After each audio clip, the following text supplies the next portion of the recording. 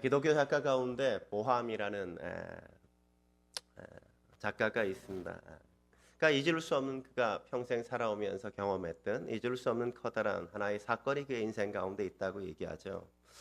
보함이 청년의 때였습니다. 친구가 함께 시간을 보내자고 자기의 집에 초대했어요. 그래서 그 집에 함께 갔어요. 근데 그 집에 딱 들어가서 거실에 앉았는데 거실에서 그 친구가 이야기하길 건너편에 있는 방은 출입 금지니까 절대 그곳에 가까이 가면 안 된다고, 절대로 그곳에 가지 말라고 그렇게 친구가 주의를 주는 거예요. 그래서 그 말을 따라서 그 집에서 함께 시간을 보내면서 건너편에 있는 그 방 쪽은 가지 않았습니다.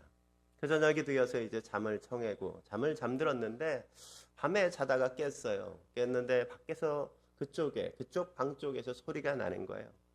그래서 뭔 방이길래 보지 말라 그랬을까, 가까이 가지 말라 그랬을까 궁금해서 방문을 살짝 열었는데 살짝 열어서 그 방틈을 보면서 보니까 저쪽 방 문도 열려 있는 거예요. 열려진 문으로 침대 위에 누워 있는 한 소년이 보입니다. 어머니가 그 아이 옆에서 이렇게 무릎 꿇고 앉아가지고 아이를 이렇게 쓰다듬고 흐느껴서 우는 거예요. 울면서 어머니가 그렇게 이야기하는 겁니다. 나중에 알고 보니까 그 아이가 정박아였어요. 정박아 아이가. 어머니가 그 아이를 이렇게 쓰다듬으면서 아이에게 그렇게 이야기하는 거예요. 내가 너를 낳고 내가 너에게 생명을 줬지. 내가 너에게 먹을 것을 주고 입을 것을 입히고 내가 필요한 모든 것을 나는 한결같이 너를 사랑해서 아낌없이 다 채워주고 너를 지켜줬어. 그런데 오늘도 너는 나에게 내가 누군지도 알지 못하고 나에게 아무런 반응을 보이지 못하고 있구나. 이 어머니의 마음이 어떤 거겠습니까? 정박 아들을 낳아놓고 지금까지 한결같이 그 아이를 키워오면서 아이가 어쩌면 다시금 낫기를 소망하는 마음으로 어머니의 가슴으로 한결같이 사랑해온 게 어머니의 마음 아니겠습니까? 내가 끊임없이 사랑을 해주고 그 아이를 돌봐주면 그 아이가 낫겠지 하는 기대와 그 마음이 그 마음속에 왜 없었겠어요? 아이가 빨리 낳았으면, 그래서 그냥 완전히 건강한 아이로 다 자랄 수 없을지라도 내가 누구인지를 알고 내가 다가오면 나에게 뭔가 눈짓도 해주고 나에게 반응해 주기를 기대하는 마음이 그 마음 속에 있는데, 오늘도 여전히 그 아들 앞에 왔는데 아들은 내가 엄마인지도 알지 못하고 나에게 그 어떤 몸짓도 눈짓도 하지 않는 그 아들 앞에서 그 마음은 무너져 내리는 것 아니겠습니까? 그렇게 사랑해 주는데도 어떤 반응조차 하지 못하는 그 아들의 현실, 그 현실을 바라보는 어머니의 그 마음에 무너지는 마음, 얼마나 큰 아픔이었겠습니까? 그 어머니의 고민은 사랑할 수 없기 때문이 아니죠. 사랑하기 때문에 그 아들을 향한 고민이 그 마음속에 그렇게 밀려오는 것 아니겠어요? 아무것도 깨닫지 못하는 아들에게 모든 걸 아낌없이 쏟아붓는 어머니의 고민이 바로 그 고민이겠죠. 이게 바로 저는 어머니들의 마음이 아닌가 하는 생각을 해봐요. 저는 또한 이게 하나님의 우리를 향해 갖고 계신 마음이 아닐까 하는 생각을 해봅니다.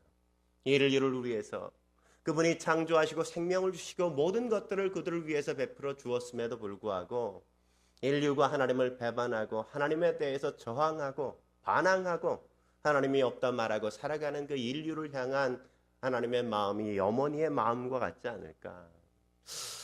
그 마음이 저는 아마 은혜라고 우리가 표현할 수 있지 않을까 하는 생각을 해봅니다. 아무것도 깨닫지 못하는 사람에게 모든 걸 아낌없이 주는 결코 포기하지 않는 사랑의 사랑. 그게 바로 은혜 아니겠습니까? 이 하나님의 사랑의 마음을 알고 하나님의 사랑에 반응하고 응답하여 살겠다고 다짐하는 그 마음이 은혜를 아는 사람의 삶이라고 우리가 말할 수 있겠죠. 오늘 바울도 비시디아 안디옥 교회에 있는 회당에 모인 사람들이 복음을 전하고 나서 설교가 끝나고 그에게 다가오자 그가 전해줬던 말도 바로 그 말이잖아요. 내가 은혜 가운데 살았으면 좋겠어. 여러분들이 은혜 가운데 살았으면 좋겠습니다 라고 말하는 이유도 그래서 그렇게 말한 것 아니겠습니까? 정말 그런지 43절 말씀 같이 읽어볼까요? 43절 읽겠습니다. 시작. 회당의 모임이 끝난 후에 유대인과 유대교에 입교한 경건한 사람들이 많이 바울과 바나바를 따르니 또 사도가 더불어 말하고 항상 하나님의 은혜 가운데 있으라 권하니라. 뭘 권면하고 있어요? 항상 하나님의 은혜 가운데 있어라. 한번 은혜를 받은 것에 멈추지 말고 너희가 늘 은혜의 통치, 하나님의 크신 은혜 가운데 너희가 머물러 삶을 살았으면 좋겠다. 그렇게 지금 바울은 권면하는 것 아니겠습니까? 그렇다면 우리가 은혜 가운데 사는 삶 어떤 걸까요? 첫째로 우리는 사람들의 시기에도 불구하고 결단코 흔들리지 않아야 한단 말이죠. 사람들의 시기에도 불구하고 결단코 흔들리지 않아야 된다는 겁니다. 오늘 본문에 보면 지금까지의 본문의 내용은 얼마나 이상적이고 얼마나 좋았습니까? 하나님을 알지 못하는 사람들이 말씀을 듣기 위해 회당에 몰려들고 있어요. 지금까지 그가 말씀을 전하면서 사람들의 반응이 너무너무 좋았잖아요. 지금까지 이 비시디아 안디옥에서 회당에 이렇게 많은 사람들이 의미 있게 함께 모여서 예배를 드린 적도 없고 하나님의 말씀을 사모해서 함께 모였던 적이 한 번도 없었단 말이죠. 그런데 한 번 설교하고 나자 그 다음 주에 얼마나 많은 사람들이 함께 모였습니까? 그 시대까지 한 번도 그렇게 모인 적이 없는 거대한 인파가 회당에 함께 몰려들어서 하나님의 말씀을 듣겠다고 함께 몰려들었던 게 이 삶의 환경 아니었습니까? 그렇게 만든 사람이 누구예요? 바울이잖아요, 바울. 바울이 그렇게 회당으로 사람들을 몰려들게 만들었다면 이 회당에 있는 사람들이 어떤 반응을 보여야 돼요? 바울에게 최소한 감사하다고, 그죠? 더 할 수 있다면 바울에 대한 존경심을 갖는 게 정상적인 반응 아니겠습니까? 근데 그렇게 많은 사람들이 두 번째 주에 그렇게 모여들었는데 유대인들의 반응들이 어땠어요? 그들이 시기했다고 이야기하지 않습니까? 45절 말씀 같이 한번 읽어볼까요? 45절 같이 읽겠습니다. 시작. 유대인들이 그 무리를 보고 시기가 가득하여. 왜 시기가 가득했다고 이야기해주고 있어요? 그 무리를 보고 시기했다 이렇게 얘기하는 거죠.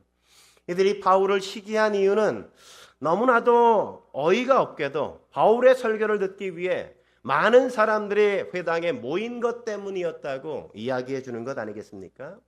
만일 이날도 평소처럼 사람들이 바울이 설교해도 별로 오지 않았거나 더 적게 왔다면 사람들이 별로 그를 바울을 시기하지 않았을 거예요. 이게 문제가 되지 않았을 겁니다.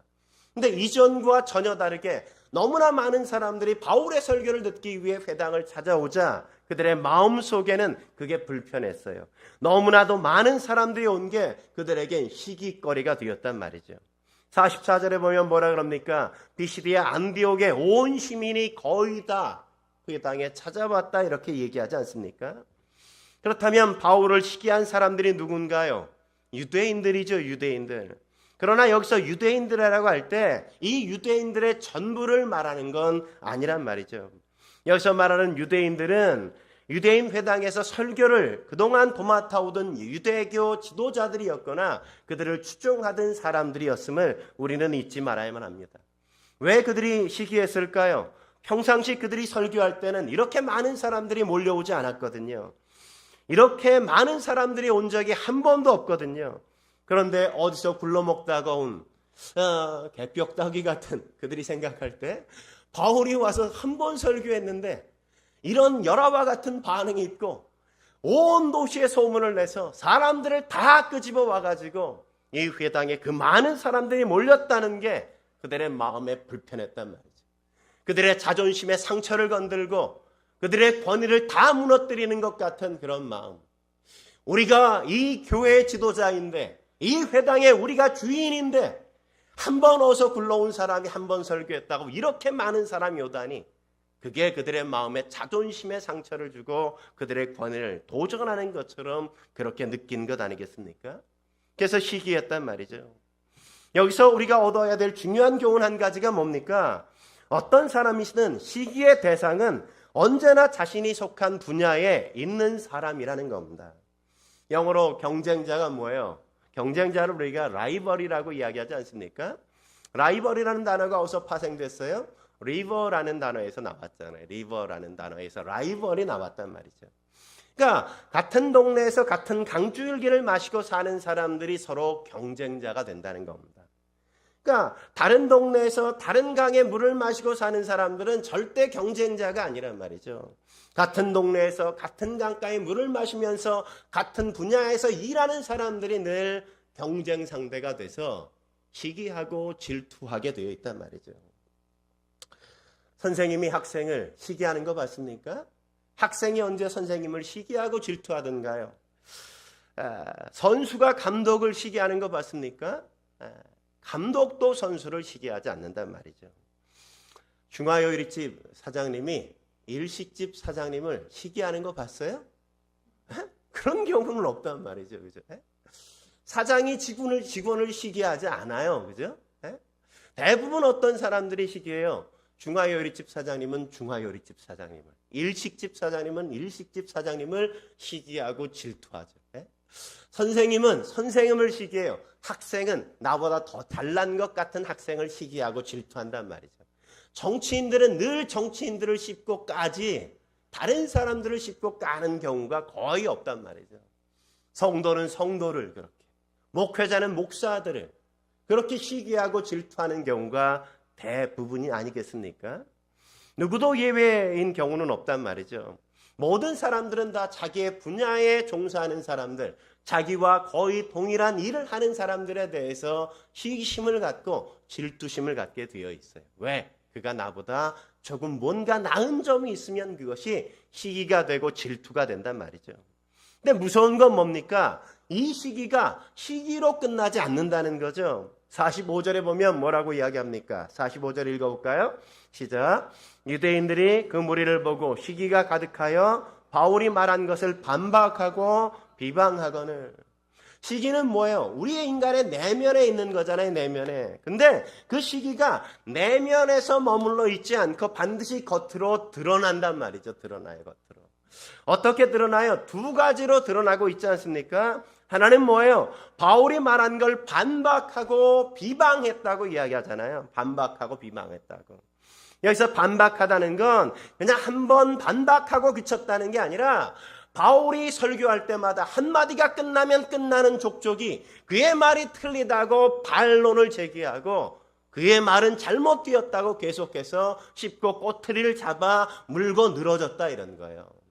그러니까 바울이 가는 곳곳마다 찾아다니면서 그가 말하는 건 틀렸다고 아니라고 성경은 그렇게 얘기하지 않는다고 끊임없이 그냥 그를 반대하고 그랬던 게 그들의 삶의 모습이란 말이죠. 시기하면 어때요? 시기하면 마음속에만 시기심을 갖고 있는 게 아니라 그 사람을 뒤에 다니면서 따라다니면서 족족이 그를 까고 해. 그를 시샘해서 그가 잘못되었다고 얘기해. 그러는 게 인간의 마음 아니겠습니까? 근데 중요한 건 뭐예요? 바울이 전한 게 뭡니까? 하나님의 말씀 아니에요? 그러면 유대교 지도자들이 지금 반박하고 있는 게 뭐예요? 하나님의 말씀을 반박하고 반대하는 게 되는 거죠. 유대교 지도자들이 가장 중요하게 여겼던 게 뭐예요? 하나님의 말씀이었어요. 근데 바울이 말씀을 전하자 그 말씀을 반박하고 아니라고 한단 말이죠. 왜 그렇게 되는 겁니까? 그들이 시기심이 생기니까 시기심에서 분별력이 상실되어진 거죠. 변별력이 떨어지게 되어져요. 그러니까 우리가 시기심에 사로잡히고 사람에 대한 미움을 갖게 되어지면 우리가 정상적으로 이성적으로 판단하는 판단력이 상실되어지게 된단 말이에요. 그러면 위기에 처할 수밖에 없는 거예요. 그게 옳은지 그른지도 생각하지 않고 무조건 반대를 위한 반대. 저 사람을 까고 넘어서야 된다는 어떤 강박증에 시달려서 내가 다른 길을 가지 못할 때가 참 많이 생길 수밖에 없다는 거죠. 이 유대 지도자들이 그래서 이 변별력을 잃어버리고 하나님의 말씀을 반대하는 그 자리에 그들이 서게 되는 것 아니겠습니까? 또 하나는 반박하고 비방하는 것만이 아니라 또 하나 뭐예요? 바울에게 신체적인 위해를 가한단 말이죠. 신체적인 위해를 가하잖아요. 50절에 보면 뭐라 그럽니까? 50절 같이 읽어볼까요? 시작. 이에 유대인들이 경건한 디브인들과 그 신의 유력자들을 선동하여 바울과 바나바를 박해하고 하게 하여 그 지역에서 쫓아내니. 어떻게 했어요? 반박과 비방이 그냥 언어적인 폭력이라면 박해는 신체적인 폭력을 가하는 거죠. 신체적인 폭력. 그러니까 사람들은 시기심이 들면 그냥 언어적으로 그를 그냥 까기만 하는 게 아니라 나중에 더 그게 커지면 나중엔 신체적인 위해까지 가하는 자리까지 함께 선다는 것 아니겠습니까? 시기가 그래서 무서운 거예요. 시기가. 여러분 구약 성경에 보면 요셉을 우리가 잘 알지 않습니까? 야곱의 아들들이 얼마나 많이 있어요. 11번째 아들 요셉. 형들이 많았는데 아버지가 누구를 사랑했어요? 요셉을 사랑했단 말이죠. 요셉을 사랑했어. 요셉이 미운 짓을 한 게 아무것도 없어요. 언제 형들을 뒷담화하거나 그런 적 있습니까? 근데 형들이 요셉이 밉잖아요. 싫잖아요. 시기하잖아요. 왜요? 아버지가 요셉을 사랑한다는 것 때문에 그 아들이 싫었어요. 자기의 동생인데, 막내 동생인데 그 아들이 그렇게 싫었어요. 동생이. 그래서 어느 날 동생이 그 형들을 찾아오니까 형들이 모의하잖아요. 저기 동생이 오는 걸 보면서 야, 저 동생 확 죽여버릴까 우리? 이런 얘기를 모의하잖아요. 시기심은 형제인데도 불구하고 죽여버리고 싶다는 마음을 갖게 만든단 말이죠. 죽이면 안 될 것 같다는 이야기 때문에 그를 그냥 애굽의 노예로 그냥 그를 팔아버리는 것까지 하잖아요. 형제가 형제를 팔아버리는 자리까지 가게 하는 게 뭐예요? 시기라고. 시기. 인간의 시기. 그 시기심이 동생을 노예로 팔아버리게 만들잖아요. 근데 바울은 이런 시기심에 지금 흔들리지 않습니다. 타인의 시기심을 즐기지도 않아요. 내가 잘났다고 쟤네들이 저렇게 또 뒷담화하는구나. 이걸 은근히 즐기지도 않는단 말이죠. 그는 주님 안에서 나는 나로서 존재해야 될 고유한 가치가 있다는 사실을 그는 알고, 나는 나로서 존재하고 저들은 저들로서 하나님 안에서 의미 있는 존재라는 사실을 인정하기에 그는 내가 무엇을 해서 많은 사람이 왔다고 그것을 흐뭇해하거나 내가 말씀을 전할 때 사람들이 없다고 그것을 열등감에 시달리지 않는단 말이죠. 나는 말씀을 전할 뿐이고 그 전하는 말씀을 통해서 역사하시는 분은 하나님이라는 사실을 그는 인정하고 그것을 알기 때문에 그는 어떤 사람의 시기에도 흔들리지 않고 어떤 사람의 시기에도 내가 교만하거나 열등감에 시달리지 않는 거란 말이죠. 그러므로 사랑하는 성도 여러분, 우리가 은혜 안에 살려면 우리가 시기심을 극복하고 넘어갈 수 있어야 되는 겁니다. 사람이 시기해도 흔들리지 않아야 돼요. 내가 잘못돼도 다른 사람에 대한 열등감을 갖지 않아야 우리가 은혜 안에 머물며 살아갈 수 있단 말이죠. 한 걸음 더 나아가서 우리가 은혜 가운데 사는 삶 어떤 걸까요? 두 번째, 우리는 막힌 길에서 우리가 가야만 할 길을 선명하게 보아야만 합니다. 우리가 막힌 길에서 우리가 가야만 할 길을 선명하게 볼 수 있어야 한단 말이죠. 오늘 바울이 그렇게 하지 않습니까? 바울이 당한 상황을 보십시오. 사역이 잘 진행될 것만 같았어요. 그런데 시기하는 사람들의 공격이 시작됩니다. 바울을 반박하고 쫓아다니면서 다 아니라고 바울의 사역을 다 방해하고 그를 비방하고 뒷담화 까고 그렇게 다니는 사람들이 있기 시작하고 좀 지나가니까 박해까지 하고 더 이상 회당에서 설교하지 못하게 만들고 사역할 수 없도록 그 지역에서 따라다니면서 방해가 너무너무 심하고 박해가 심해졌단 말이죠. 그래서 끝내 어떻게 되어져요? 바울이 전하는 복음의 길이 막히게 되어지고 최악의 상황, 그가 쫓겨나게 되어지는 게 그의 삶의 모습 아니었습니까? 그런데 그런 상황에서 바울이 뭐라고 하는지, 그런 상황을 바울이 해석해내는 이 해석의 탁월함을 여러분이 배워야 되는 거예요. 해석의 탁월함. 그런 상황에 그가 뭐라고 얘기합니까? 46절 같이 한번 볼까요? 46절 같이 읽겠습니다. 시작. 바울과 바나바가 담대히 말하여 이르되 하나님의 말씀을 마땅히 먼저 너희에게 전할 것이로되 너희가 그것을 버리고 영생을 얻기에 합당하지 않은 자로 자처하기로 우리가 이방인에게로 향하노라. 우리 같으면 우리가 전하는 복음을 가로막고 그냥 방해하고 더 이상 못하게 만들면 우리 같으면 어떻게, 바울의 상이면 어떻게 하겠습니까? 너희가 하나님의 말씀을 버리고 영생을 받지 않기로 작정하였어? 그래서 내 사역을 방해하는 거야? 그럼 나도 너희들에게 하나님의 말씀 안 전할 거야. 너희 다 필요 없어. 너희가 나한테 그렇게 나도 너희에게 복음 전하는 거 포기할게. 관보. 이러고 우리가 선을 긋고 포기하지 않겠습니까? 근데 그런 방해에도 길을 막고 있음에도 어떤 일이 되지 않게 만들매도 그런 장애물을 만났음에도 불구하고 바울은 포기하지 않잖아요. 바울은 그렇게 하지 않고 뭐라고 이야기합니까? 내가 가야 될 길을 더 선명하게 보았다고 이야기하죠. 바울이 마지막 부분에 뭐라고 얘기해요? 우리가 이방인에게로 향하노라 이렇게 얘기하죠. 막힌 길에서 그는 뭘 봐요? 내가 가야 될 길을 더 선명하게, 더 투명하게, 더 확실하게 붙잡고 있는 걸 우리가 보는 것 아니겠습니까? 내가 가야 될 길은 꼭 유대인들에게만이 아니라는 사실을 확인하는 겁니다.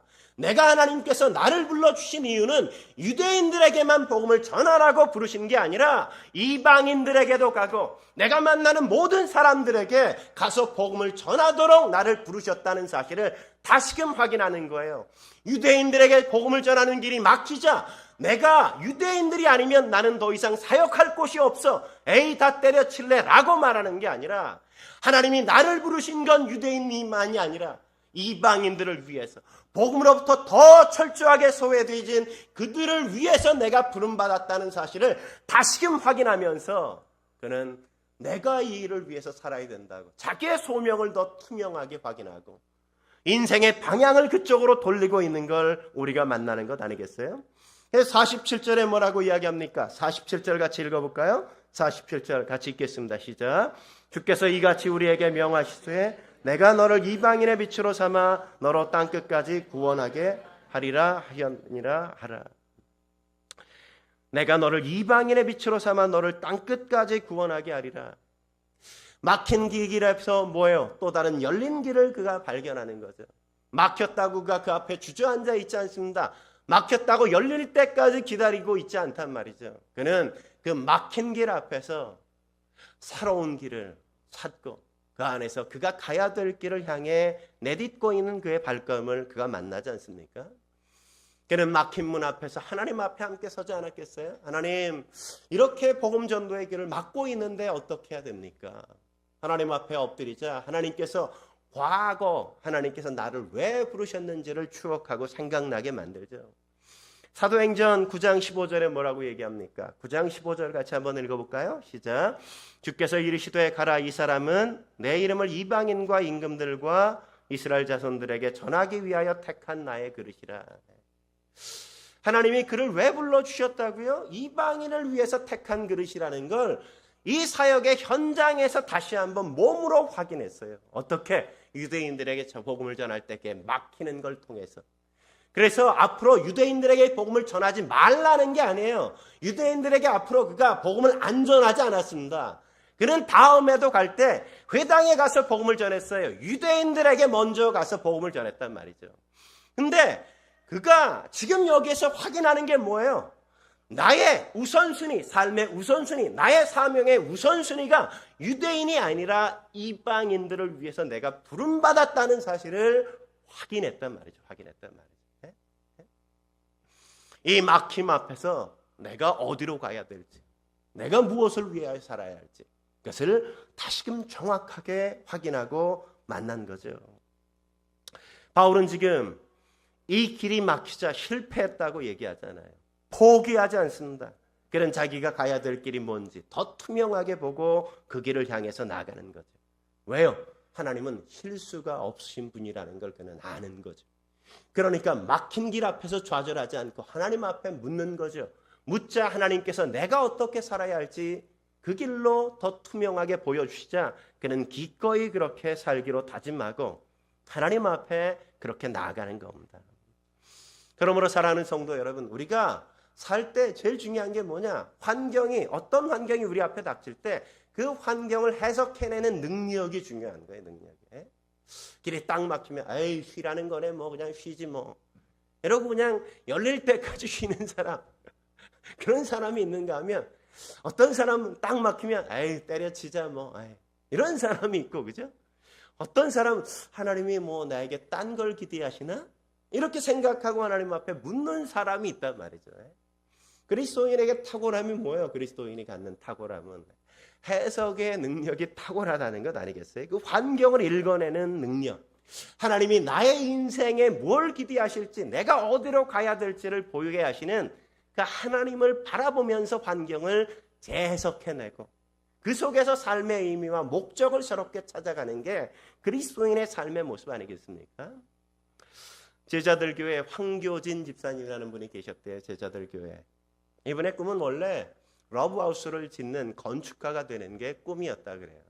그래서 대학을 들어갈 때 건축학과 들어가고 그가 이제 건축학과를 졸업하고 대학원 특차 입학을 해둔 상태였는데 그때까지 그를 이렇게 뒷바라지 해준 게 어머니거든요. 어머니가 그때까지만 해도 20년째 동대문에서 새벽 시장에서 숙녀복 도매상을 열어서 그렇게 장사했다는 거예요. 근데 그 즈음에 어느 날 어머니가 뇌출혈로 쓰러지셔서 의식이 완전히 잃어버리신 거죠.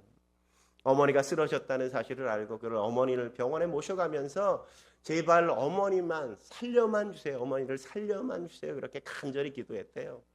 근데 정말 기적적으로 어머니가 돌아가시지는 않은 거예요. 근데 의식이 불명인 거죠. 의식이. 식물 인간처럼 그렇게 의식이 없는 상태였어요. 6개월이 지나가고 7개월, 8개월이 지나가는데도 어머니가 돌아가시진 않았지만 그럼에도 불구하고 의식에서 깨어나지 못하는 겁니다. 그런 상황에서 병원에서도 더 이상 엄마에게 회복될 가능성이 없다. 그러니까 집으로 모셔가라. 이런 통보를 받아요. 황교진 집사가 어머니를 모셔오고 대학 공부 더 이상 할 수 있어요? 어머니가 그렇게 누워 계신데 간병인이 필요하니까 그때부터 간병인의 삶을 살기 시작한 거예요. 건축가가 되는 꿈 다 버리고 어머니 간병에 어머니가 그나마 생활하실 수 있으니까 그냥 어머니 돕는 일에 그의 삶을 맡겼단 말이죠. 그러면서 8년 동안 어머니를 간병하면서 시간을 보냈는데 처음에는 하나님 앞에 왜? 라고 기도를 드렸대요. 왜? 하나님, 왜 어머니에게 뇌출혈로 쓰러지게 만드셔서 이렇게 고통스러운 환경을 주셨습니까? 하나님, 왜 뇌출혈해서 의식이 깨어나지 않게 만드십니까? 하나님, 왜 나의 인생을 이렇게 가로막고 내가 건축가의 길을 가지 못하게 만드십니까? 하나님 앞에 왜라고 늘 기도드릴 때마다 기도하면 좀 마음이 편안하고 마음이 좀 시원시원해야 되는데 마음이 편해지지 않아요. 그렇게 기도해도 늘 마음이 부담스럽고 불편하고 마음이 편해지지 않는 거야. 그래서 어느 날 내가 왜라고 기도해도 이게 내 마음이 더 찝찝하고 더 안 좋으니까 내가 기도하는 게 뭐 잘못된 거 아닌가. 그래서 왜라고 기도하지 말고 어떻게라고 기도 방법을 바꿨다는 거예요. 그래서 하나님께서 우리 어머니 살려주셨는데 오늘 내가 어떻게 어머니를 도와드리면 좋겠습니까? 내가 어머니에게 어떻게 하면 하나님 어머니가 좀 편안하게 누워 계실 수 있고 무의식 중이지만 편안하게 이렇게 계실 수 있을까요? 날마다 예전에는 왜 그러셨어요 이랬는데 어떻게 하면 좋아요 하나님 이렇게 묻기 시작하니까 기도가 마음이 편해지더래요. 그러면서 정말 기적처럼 어머니의 상태가 병원에 있을 때보다 집에서 간호하는데 자기는 전문가도 아닌데 간호하는데 어머니의 혈색도 좋아지고 피부 온도도 좋아지고 상태가 점점 나아지는 거예요. 그래도 어머니가 완전히 회복되진 않았어요. 의식이 회복되진 않았어요. 그런데 어머니의 의식이 돌아오는 초자연적인 기적보다 더 어려운 기적이 그의 경험으로 하나님께서 허락해 주셨다는 거예요. 힘든 것을 볼 때 덜 힘들게 보이는 기적. 용서되지 않았던 아버지와 자신을 용서할 줄 아는 넉넉한 마음의 기적. 마음의 여유를 도무지 찾지 못해 어렵고 급박한 상황에서 안정을 찾는 기적. 그런 것들을 그가 경험하게 되었다는 거죠. 항상 그대로인데 삶의 환경은 변화된 게 아무것도 없는데 그 환경을 바라보는 시각이 바뀌고 내 마음의 태도가 바뀌니까 내 몸도 사실은 어머니가 이렇게 누워 계시면서 한 번도 편안하게 잠을 자본 적이 없는데 건강은 더 좋아지는 거예요. 이 형제의 건강은. 그렇게 어머니를 간호하면서 하나님이 어머니를 치유해 주시기를 믿고 기다리면서 써온 7년 동안의 일기 같은 고백들, 병상일기 이런 것들을 어머니 곁에서 썼는데 2004년 여름에 그것을 출판사에 보냈는데 이거 책으로 내면 좋겠다. 그래서 출판을 했어요. 그래서 어머니는 소풍 중이라는 책을 써냈는데 책을 내자마자 이게 또 대박이 난 거예요. 여기 방송국에서 인터뷰 요청이 오고 출연 요청이 오고 막 섭외 요청이 쇄도하고.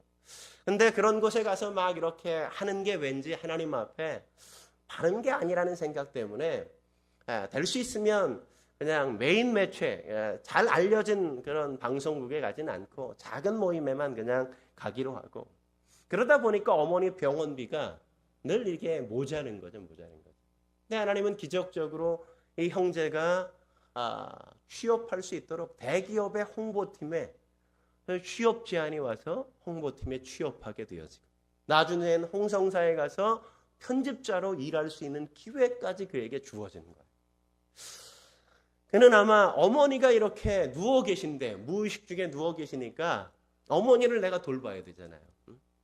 근데 이런 남자한테 누가 시집 올까? 그러니까 결혼하는 건 꿈도 꾸지 않았어요. 한 번은 내가 이런 상황이 있는 남자에게 누가 시집 오겠어요, 그죠? 그러니까 결혼을 생각지도 않았는데 어느 자매가 형제가 그렇게 어머니를 간호하고 있다는 사실을 늘 듣다가 내가 당신 곁에서 당신 어머니 간호하는 거 도와주고 싶다고. 자기가 결혼하자 그러지 않았는데 결혼하자고 여자가 찾아온 거예요. 결혼하자고. 그냥 그래서 결혼도 하게 되어진 거예요. 결혼도. 어머니는 뇌출혈이 황 집사는 어머니가 뇌출혈을 당하자 황 집사는 내 앞길을 어머니가 다 막았다고 생각했는데 그 막혔다고 생각한 그 뇌출혈이 그를 더 건강하게 만들고 그가 작가로 자라갈 수 있는 환경으로 그를 훈련시키고 이끌어 주시고 또 그의 인생 속에 가장 귀한 아내를 만날 수 있는 만남의 축복도 그에게 허락해 주었던 거죠.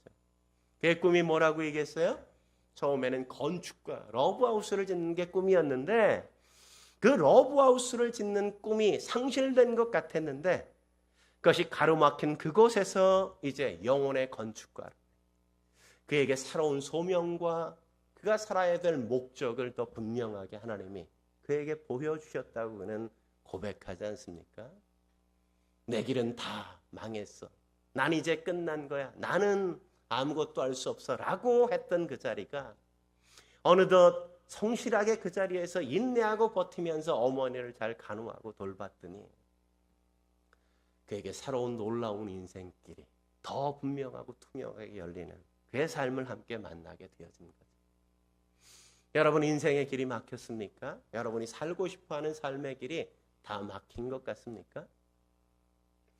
아니요. 어쩌면 막힌 게 아니라 하나님은 여러분이 정말 살아야 될 더 의미 있는, 더 분명한, 더 가치 있는 인생의 길로 여러분을 인도하시기 위해서 잠시 여러분의 삶의 방향을 전환하기 위해 여러분 앞에 벽을 하나 세워두었는지도 모르겠어요. 그러므로 사랑하는 성도 여러분, 여러분 앞에 놓여있는 어떤 인생의 벽이 여러분을 가로막고 있는 벽이 아니라 여러분의 삶의 방향을 전환하고 하나님이 원하시는 인생의 길로 여러분이 살게 하시기 위한 하나님의 뜻이라는 것으로 여러분이 받아들일 수 있다면 얼마나 새롭고 놀라운 일이 여러분의 인생 속에 펼쳐질까요? 그러므로 사랑하는 성도 여러분, 벽 앞에서 절망하지 마십시오. 막힌 벽 앞에서 낙심하지 마세요. 하나님은 그 벽을 통해서 하나님이 여러분을 세워주시고 싶어하는 그 자리로 인도하고 안내하고 계신다는 사실을 믿음으로 주 앞에 살 수 있길 주의 이름으로 축원합니다. 오늘 여러분의 인생 속에 하나님이 여러분의 삶을 그냥 여러분 혼자에게 맡겨두지 않습니다. 여러분의 인생은 하나님의 손바닥 위에 있어요. 여러분의 고통스러워하는 거, 아파하는 거 다 알아요. 모르시지 않아요. 근데 왜 거기에 그냥 두실까요? 하나님이 하시고자 하시는 목적이 있기 때문 아니겠어요? 하나님을 신뢰하는 게 무엇보다 중요해요. 그리고 그분 앞에 기도해야 돼요. 그래서 그분 앞에 나와서 엎드려야 그분이 원하는 그 삶의 장으로 내가 나아갈 수 있죠. 거기서 우리의 인생은 새롭게 시작되는 겁니다. 저는 그게 진짜 은혜라고 생각해요. 로마서 1장에 보세요. 하나님은 관심 없는 사람에게 뭐라 그래요? 내어버려 두사야. 네 마음대로 해. 네? 여러분도 그렇잖아요. 별로 소망이 없어. 그럼 어때요? 내가 하다도 안 되면 어때요? 그냥 관둬. 네가 알아서 해. 그게 축복이겠습니까? 알아서 해는 축복이 아니라 저주예요. 저주. 네? 알아서 해서 사는 인생이 어떠한지 우리는 다 알잖아요. 아버지를 떠났던 탕자. 그래, 유산 물려줘? 그래, 가져가. 가져갔더니 뭐 했어요? 허랑방탕. 겨우 그가 사는 삶의 궁극적인 자리는 뭐예요? 돼지 쥐염 열매나 얻어먹고 사는. 그것도 배부르게 못 먹고 사는 그 자리. 그것밖에 갈 데는 없어요. 내 인생에 어려움이 있고 아픔이 있고 내 인생이 조금 힘든 것 같은 건 아직도 하나님이 나에게 기대하시고 나를 다듬고 계시고 나를 빚고 계신다는 하나님의 거룩한 손이 나를 붙들고 있다는 뜻인 거죠. 오늘 여러분이 그 속에서 하나님 앞에 엎드리실 수 있기를 주의 이름으로 축원합니다. 하나님이 여러분의 인생을 인도해 주실 것입니다. 함께 기도하시겠습니다. 거룩하신 하나님 아버지, 우리의 삶의 길이 때때로 잘 나가다가 막힐 때가, 그냥 불현듯 브레이크가 걸릴 때가, 가던 길이 그냥 뚝 끊어져 절망적인 그 절벽 앞에 사는 것 같은 삶의 환경이 우리 앞에 주어질 때가 있습니다. 이것은 그 앞에서 우리가 절망하게 하시기 위한 하나님의 뜻이 아니라 우리가 삶의 방향을 조금 돌이켜야 한다는 하나님의 거룩한 뜻으로 우리가 받아야 될